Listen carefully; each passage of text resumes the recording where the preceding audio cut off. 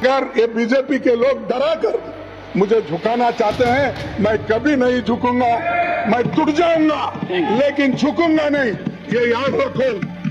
आपकी औकात बता रहा हूँ सर, बुरा नहीं मानना सर। मेरे को बनाने वाले यहाँ बैठे हैं, श्रीमती सोनिया गांधी जी। ना रमेश बना सकता है, ना आप बना सकते हैं। 4 नींबू निचोड़ने के बाद दूध भी इतना नहीं फटता जितनी तुम्हारी फटती है। एक एडल्ट डायपर्स आते हैं, पाए लागू लोगों ने खाए, वो पहनना शुरू कर दो। या राम मंदिर का ट्रस्ट है, क्या उसमें किसी मुस्लिम को डालते हैं? मुस्लिम तो छोड़ो, मैं हिंदू हूँ, मेरे जैसे दलित समाज के लोगों को भी उस ट्रस्टी में नहीं रखते हैं आप। हक दिया। अब तक तो मुझे लगा सिर्फ पाद रहा है, लेकिन ना भाई, हक दिया। अमित शाह ने ट्वीट किया है, श्री राम जन्मभूमि तीर्थ क्षेत्र ट्रस्ट में 15 ट्रस्टी होंगे, जिसमें से एक ट्रस्टी हमेशा दलित समाज से रहेगा। सामाजिक सौहार्द को मजबूत करने वाले ऐसे अभूतपूर्व निर्णय के लिए कोई कितना गवार हो सकता है? जाहिलियत की भी हद होती है। ये क्या बात हुई? अल्लाह की देन है। मुसलमान है इस देश में, ईसाई है इस देश में, बस हिंदू सेकुलर है। क्या बात कर रहे हैं? बिल को लेकर ये जानकारी साझा की है। संविधान पर मोदी सरकार के हमले का विरोध हम जारी रखेंगे। सुनिए, वक्त संशोधन बिल को सुप्रीम कोर्ट में अब हम चुनौती देंगे।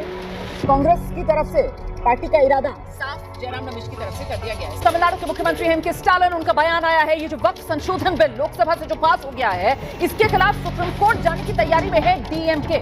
नहीं, अब तो प्रक्रिया में है। हमारे राष्ट्रीय जनता दल की ओर से पहले बैच का पिटीशन कल अपलोड होगा।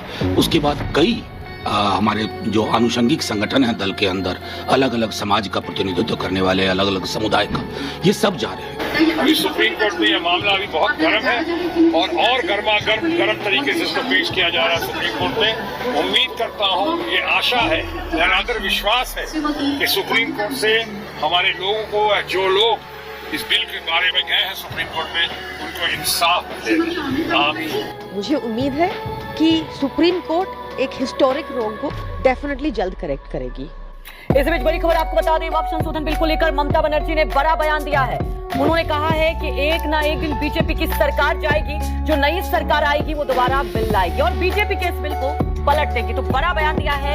अब वो पास हो गया है, लेकिन जब दाता की कृपा होगी, सरकार बनेगी, इंडिया गठबंधन की, ऐसे बिल को मॉडिफाई करेंगे, ऐसे बिल को खारिज करेंगे। हमारी सरकार जब आएगी इंडिया गठबंधन, हमारी सरकार आने पर किसी भी कीमत पे इस बिल को हम लोग बिहार में लागू नहीं होंगे। बहुत सारे साथी अपने जमीर की आवाज़ को नहीं सुन पाए, इसलिए बिल पास हो गया। लेकिन हम इस लड़ाई को दुश्मन छोड़ेंगे, हम लोग सड़कों पर इसको लड़ेंगे, जैसे हमने किसान आंदोलन लड़ा था। मुसलमान को वो क्या करेंगे, वो तो बर्दाश्त करते आए हैं पिछले 10-11 साल से। मगर मैं समझती हूँ हमारे मुल्क के जो हमारे हिंदू भाई हैं, उनको सोचना चाहिए। ये भूल जाते हैं कि आज बीजेपी की सरकार है, कल इनकी सरकार नहीं होगी।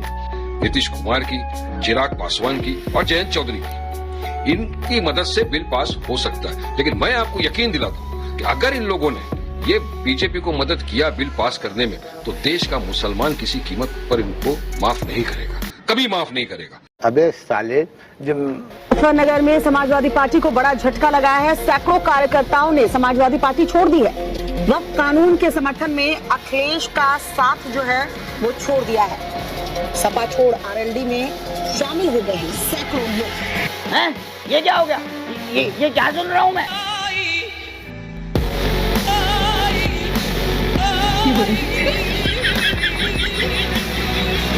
जहन्नमी, जहन्नमी, जहन्नमी, जहन्नमी। रामनवमी के मौके पर संभल में बनाई गई नई सत्यव्रत पुलिस चौकी का उद्घाटन हुआ और पूजा पाठ के बाद से संभल के जिलाधिकारी डॉक्टर राजेंद्र पैसिया ने इस चौकी का उद्घाटन किया।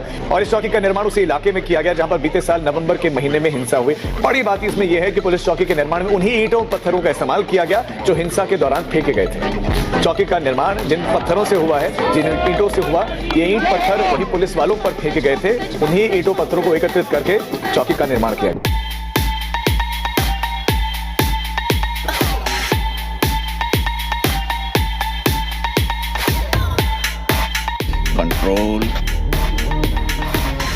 कंट्रोल। और अभी तो रुको, क्लाइमैक्स अभी बाकी। लेकिन अयोध्या नगरी की तरफ कोई राजनेता जाने की हिम्मत नहीं करता। सब दूर रहते थे कि भाई पता नहीं क्या दिक्कत हो जाए। कोर्ट का आदेश आया नहीं था, लेकिन योगी आदित्यनाथ ने वहां पर दीपोत्सव का आयोजन शुरू कर दिया था, ये जानते हुए कि ये सवाल पूछा जा सकता है कि मंदिर कब बने। हमें प्रभु पे विश्वास था, क्योंकि बकरे की अम्मा कब तक खैर मनाएगी आप देखते रहिए बस। और इसी बीच एक बड़ी खबर आपको बता दें, यूपी में वक्फ की अवैध संपत्तियों पर एक्शन। वक्फ बोर्ड की अवैध संपत्तियां जब्त की जाएंगी। वक्फ की अवैध संपत्तियां यूपी में जब्त की जाएंगी। सभी डीएम अभियान चलाने के निर्देश में जारी कर दिए गए हैं, क्योंकि बकरे की अम्मा कब तक खैर मनाएगी आप देखते रहिए बस।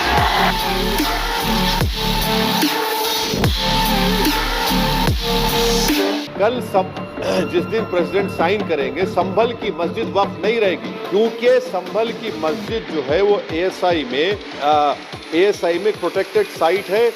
बाय बाय, टाटा, गुड बाय, गया। पीटो छाती, छाती पीटो, पीटो, पीटो प्रोग्राम पे पीटो छाती। हमारे अपने मौलिक अधिकारों को लूटा जा रहा है।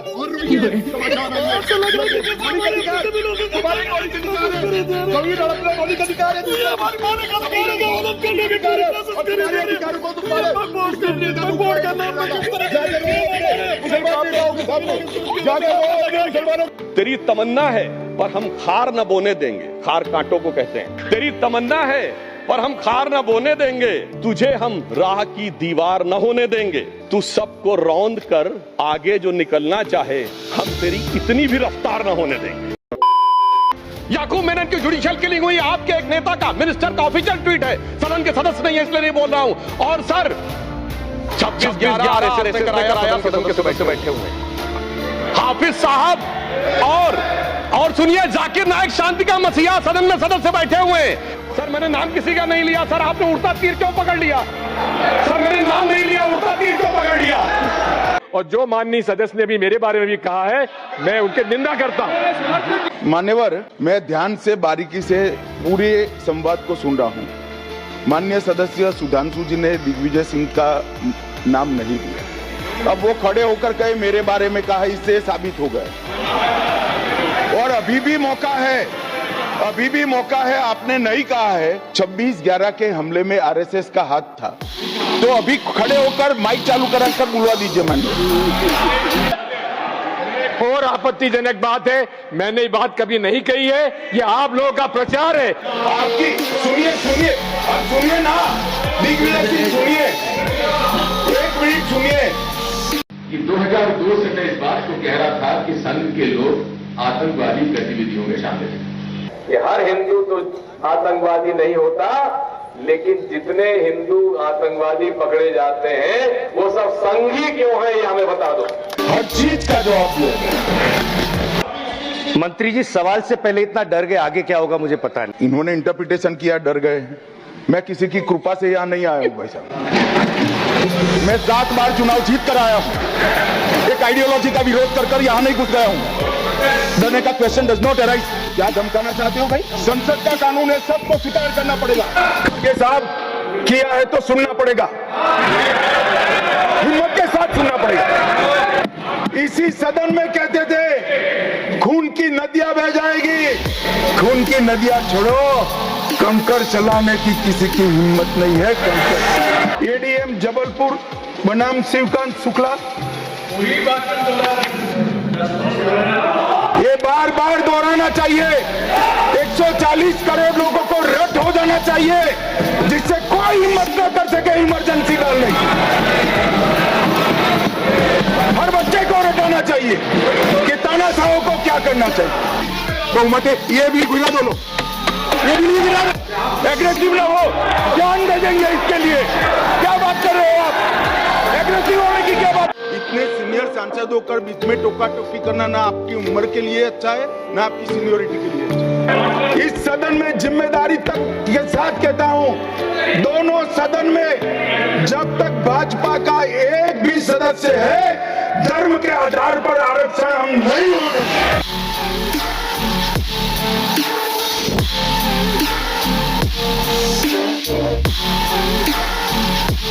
धैर्य और तन में प्रचंड शौर्य बन चंद्रगुप्त मौर्य प्रलय बचाएंगे और महाराणा और शिवा की संतति कहाते हम शीश कट जाए भले झुकने ना पाएंगे और बार बार छेड़िए ना भारत स्वाभिमान को अन्यथा बाद में बहुत पछताएंगे। सौगंध मां भवानी